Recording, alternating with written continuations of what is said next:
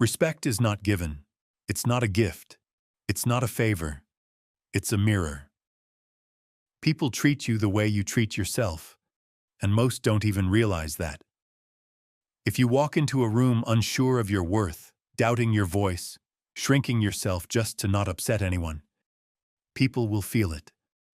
Not because they're cruel, but because human beings are wired to respond to energy.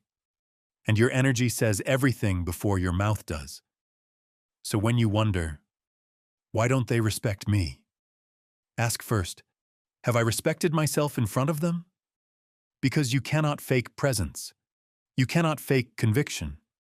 And the truth is, people follow those who lead themselves.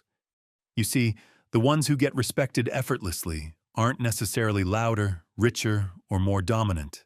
They're just clear. Clear in how they carry themselves. Clear in what they'll accept and what they won't. Clear in who they are, with no need to prove it. And here's the paradox. The moment you stop needing respect is when people start giving it to you. Why? Because desperation repels, but calm power, the kind that doesn't need validation, draws people in.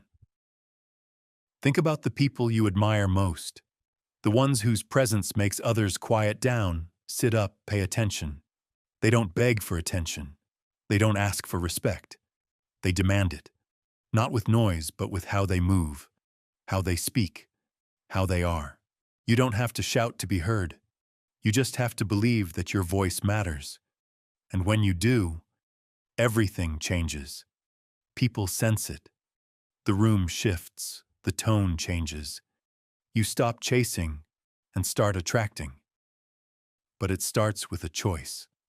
The choice to no longer betray yourself just to be liked. The choice to no longer shrink just to fit in. The choice to no longer fear being too much for people who were never enough for you. Respect is not earned through performance. It's earned through alignment. When who you are finally matches how you act. So how do you begin? How do you shift from being overlooked to being undeniable? You start by noticing where you've been lying to yourself. That moment you laughed at a joke you didn't find funny, just to seem easygoing. That time you said yes, when everything in your gut screamed no.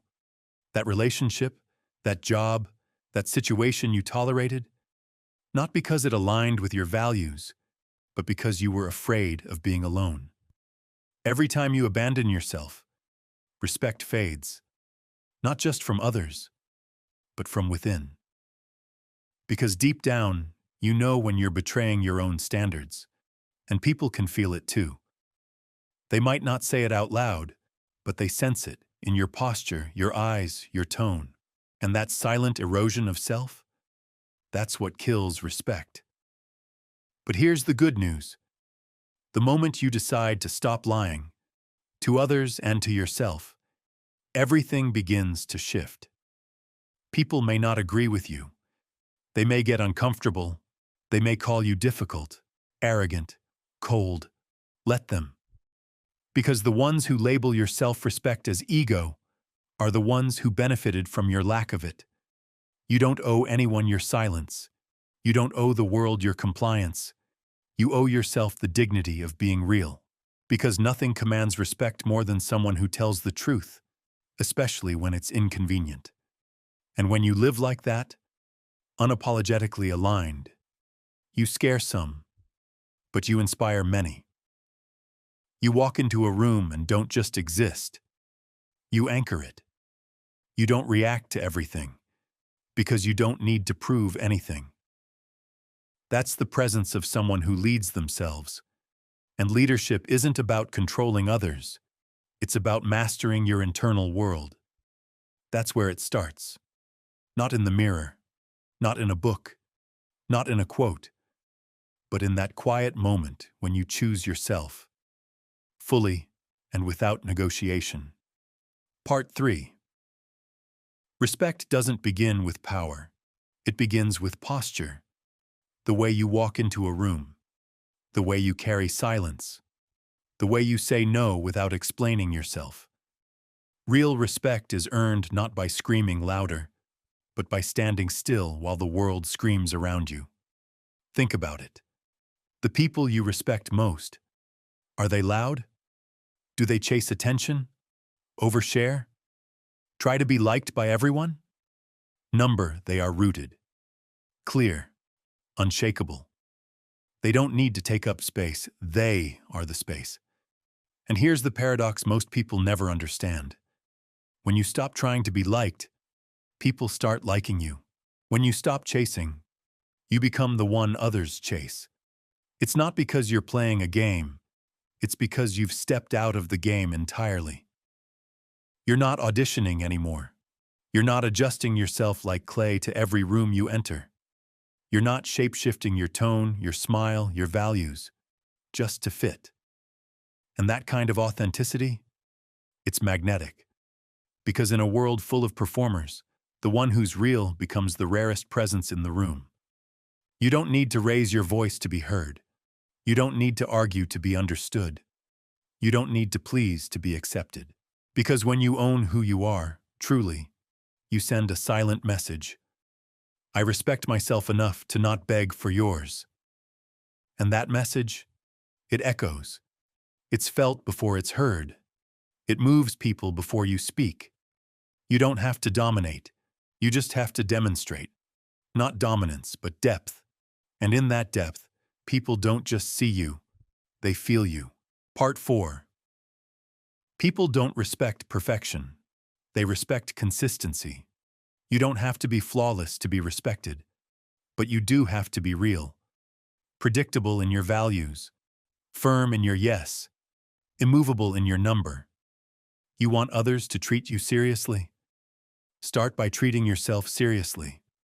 Set boundaries and keep them. Say what you mean and mean what you say. And most importantly, walk away when those lines are crossed. Because nothing kills respect faster than watching someone tolerate what they said they never would.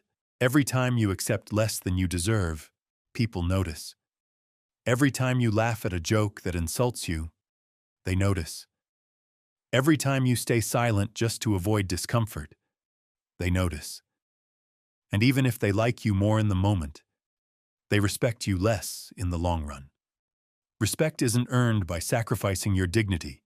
It's earned by protecting it, even when it's inconvenient. And here's the truth. People will test you. Not always out of malice, but out of instinct.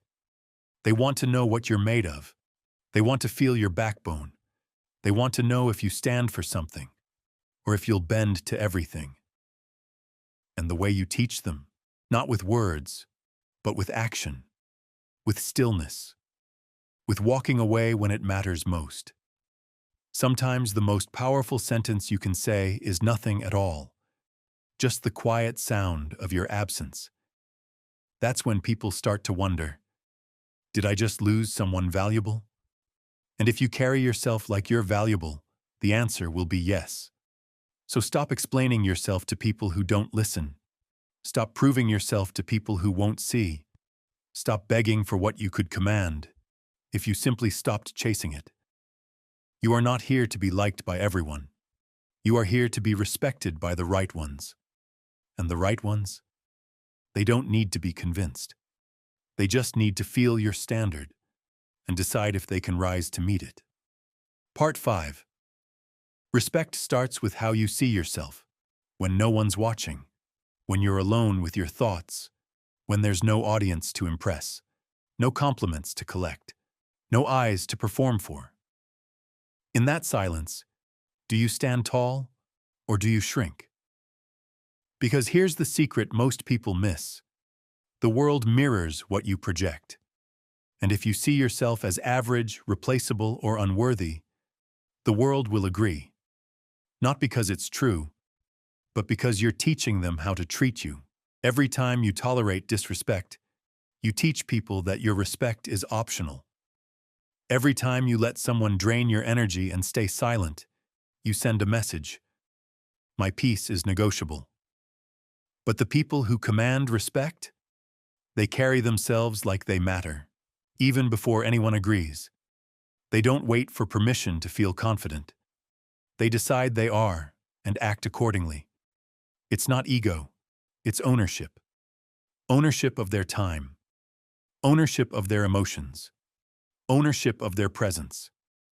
Because they know, if you don't own yourself, someone else will.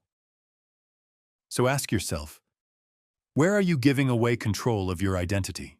Are you adjusting who you are based on who's around? Are you afraid to speak your truth in case it makes others uncomfortable? Are you living in a way that honors your values or avoids disapproval? If you want respect, you need to stop negotiating with your integrity. The most powerful people in the world didn't get there by playing it safe. They got there by standing out, not fitting in, by risking being misunderstood in order to be authentic. That's what commands attention. That's what earns respect. Not perfect words or polished smiles, but presence, truth, certainty. People follow clarity. They admire strength, and they can feel when someone knows who they are. You don't have to be loud. You don't have to be intimidating. You just have to be unshakable. Most people spend their whole lives trying to be seen. They chase applause. They chase praise. But very few ever ask, what am I seeing in myself? That's the shift. Because respect isn't earned by making people clap for you. It's earned by living in a way that you can clap for yourself. When you walk into a room, people don't measure your worth by your clothes or your smile. They measure it by how you carry your silence, by how you hold your ground when tested, by whether your presence feels rooted or reaching, desperate or directed. And that presence is something you build, not perform. You build it every time you say, "That's not for me," without explaining yourself. Every time you stop chasing people who treat you like a backup plan. Every time you remove yourself from spaces where your value is questioned. That's when your self-respect becomes non-negotiable. You stop entering conversations with a need to prove. You stop asking, "Am I good enough for them?" and start asking, "Are they good enough for my energy?" That's when your posture changes, not because you've become arrogant, but because you've returned to yourself. And the beautiful paradox? The moment you stop trying to be everything for everyone, you become irresistible to the right ones. Not because you're perfect, but because you're real. And real commands attention. Real demands respect, even in silence. Part 6. So how do you become unshakable? You build it. You build it like a fortress. One decision at a time. One boundary at a time. One moment of uncomfortable honesty at a time. Respect doesn't arrive with applause. It arrives in silence.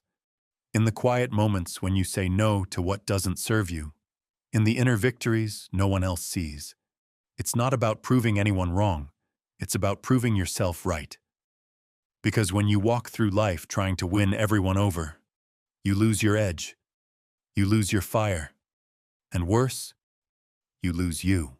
But when you reclaim your center, when you stop performing and start being, people feel it. You walk differently. You speak differently. You don't chase. You choose. And that's when something shifts. You stop needing validation. You stop fearing disapproval. You start filtering your environment based on what feeds you, not what flatters you. You realize that not everyone deserves your presence. Not everyone deserves access to your mind, your time, your soul. That's not arrogance. That's discernment, and that's what real respect is built on. So here's what I'll leave you with. Stop trying to be liked. Start living like someone worth knowing. Stop softening your voice to fit in. Start using it to set standards. Stop giving people the power to define your value. Start owning it, relentlessly. Because once you do, the world doesn't just notice you. It adjusts to you.